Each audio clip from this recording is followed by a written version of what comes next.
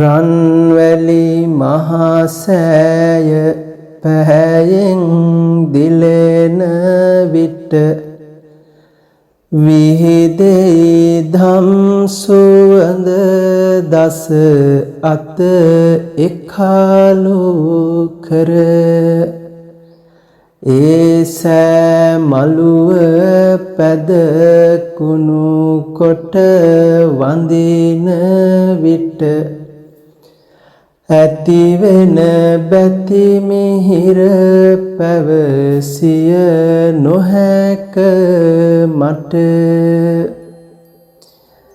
පිංගතුනි, ඒ තරම් පූජනීය මහා සෑරදානන් වහන්සේ නමක් වේ නම් මේ විශ්වයේ පූජනීයම මහා සෑරදානන් වහන්සේ ඒ ස්වර්ණමාලි මහා සෑරදානන් වහන්සේමයි.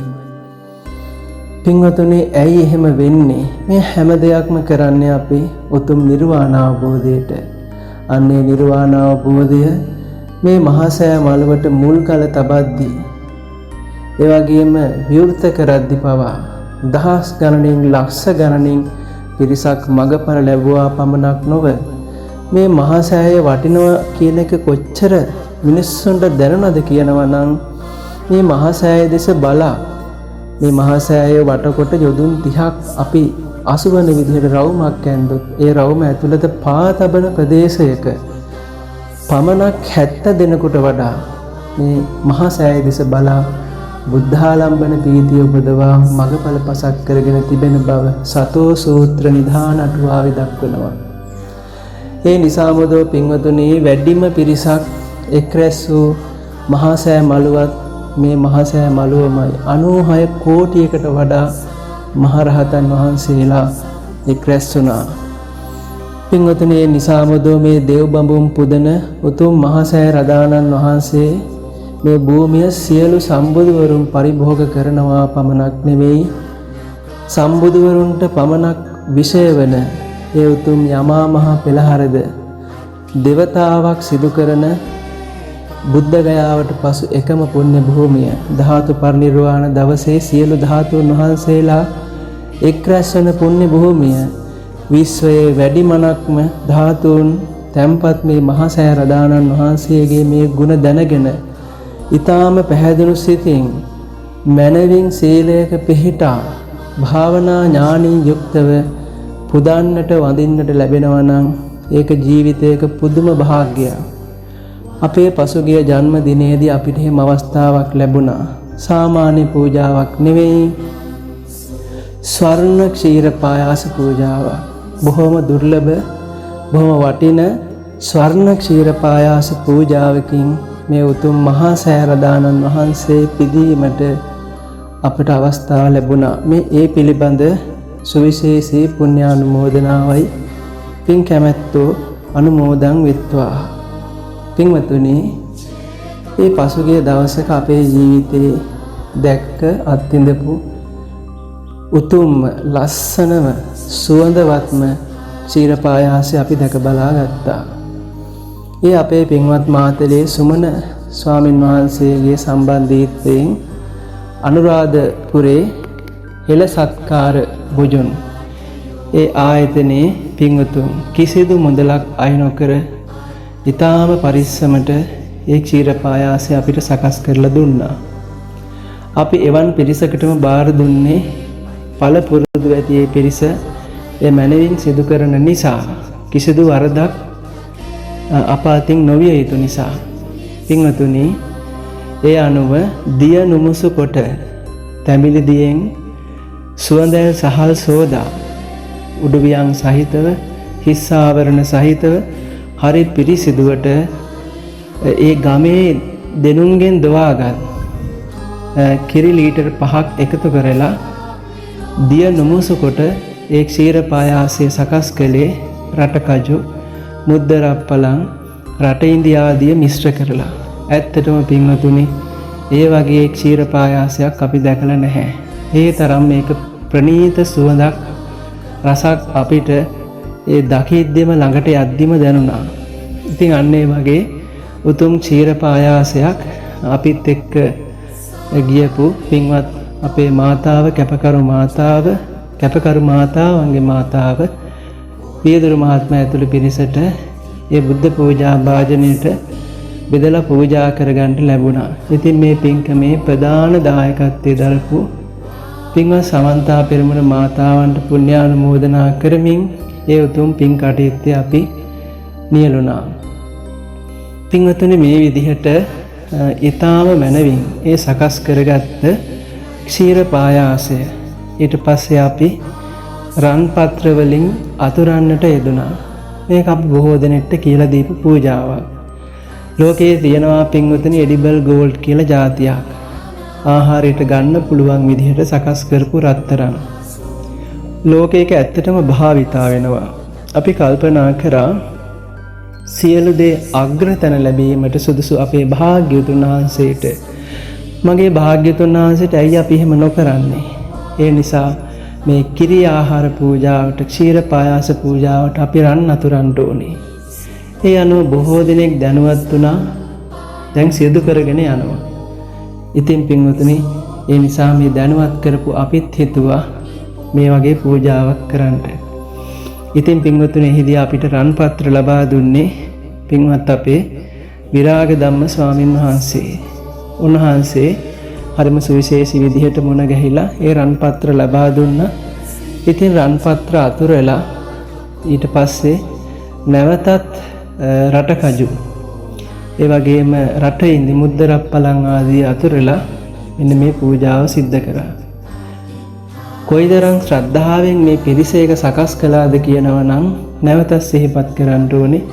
කිසිදු මුදලක් අය නොකර ඒ ඇත්තොත් හරිම ශ්‍රද්ධාවෙන් මේ පින්කමට දායක වුණේ. බොහොම සාධාරණව තමන්ගේ ඒ ව්‍යාපාරය කරගෙන යන අනුරාධපුරේ හිල සත්කාර බොජුන් ඒ පින්වත් පිරිස.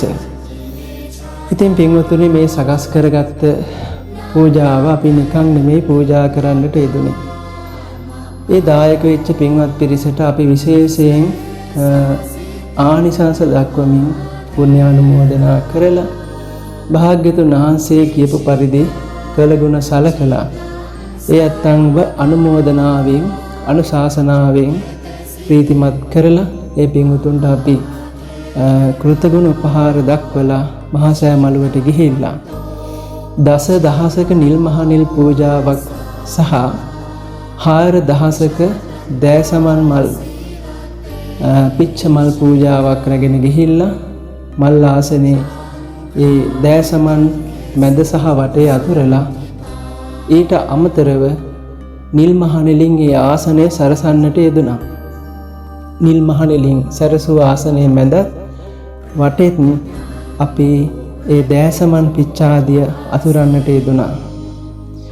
ඊට පස්සේ පින්වතුනි, ඒ ආසනේ එක පසෙක භාග්‍යවතුන් වහන්සේ, මගේ භාග්‍යවතුන් වහන්සේ කිරි ආහාර පූජාවෙන් භාග්‍යවතුන් වහන්සේට සුවපත් භාවයක්, කයට බලවත් භාවයක්, වඩා සතිමත් භාවයක් ඇති වේවා වගේම අපි පූජා කළා.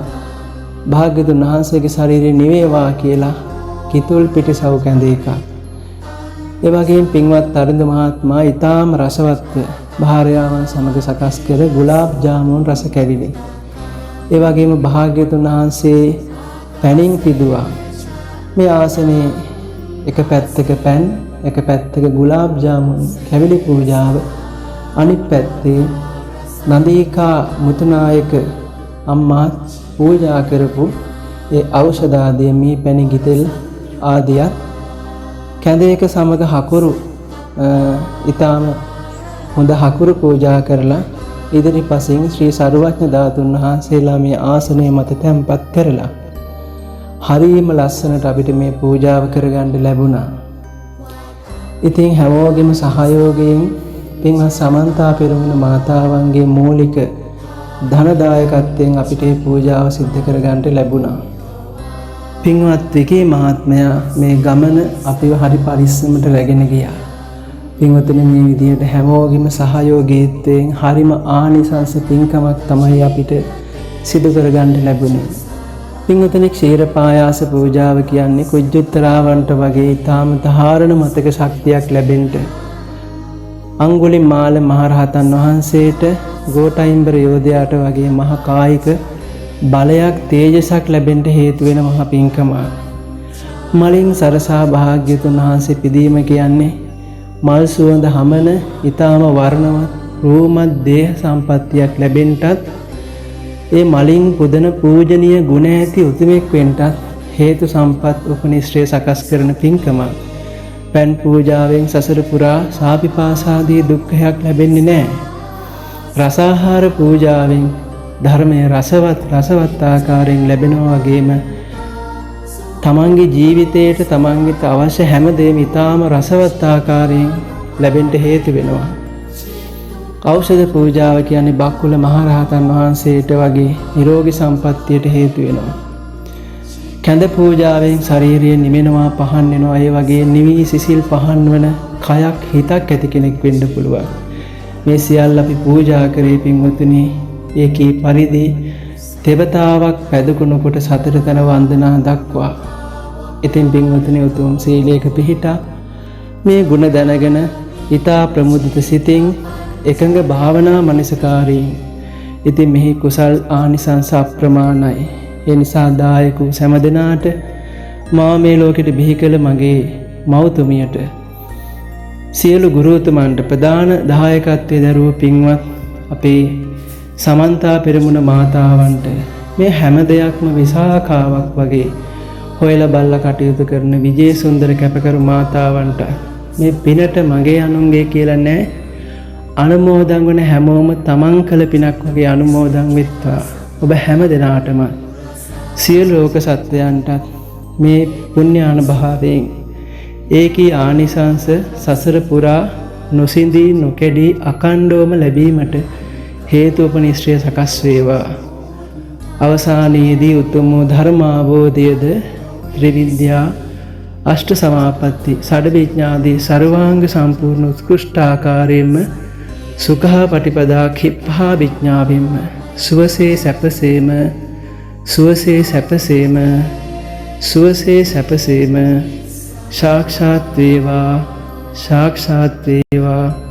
සාක්ෂාත් වේවා කියලා ඊ타ම මෛත්‍රී පූර්වාංගම මෙස් සිතින් බලවත් පීති සහගත සිතින් අදිෂ්ඨාන කරනවා ප්‍රාර්ථනා කරනවා ආශිර්වාද කරනවා.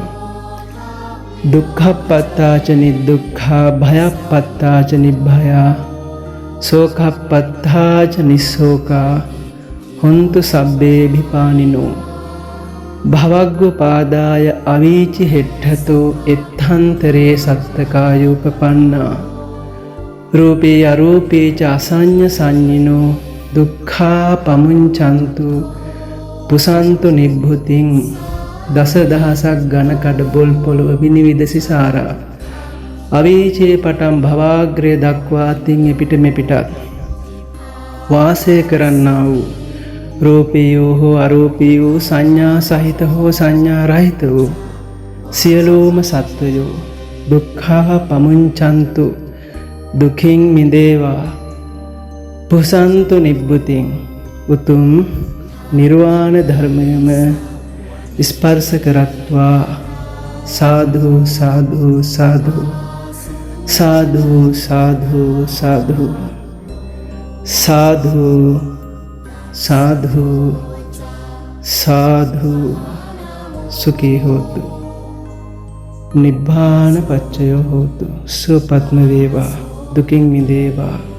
සිතන පතන සියලු යහපැතුමන් පෝදා අහසේ පායන සපරිපූර්ණ චන්ද්‍ර මණ්ඩලයක් සෙයින් නිර්වාණය තෙක්ම සාර්ථක වේවා. ਸਰව ප්‍රකාරයෙන්ම සාර්ථක වේවා. සුවපත්ම වේවා.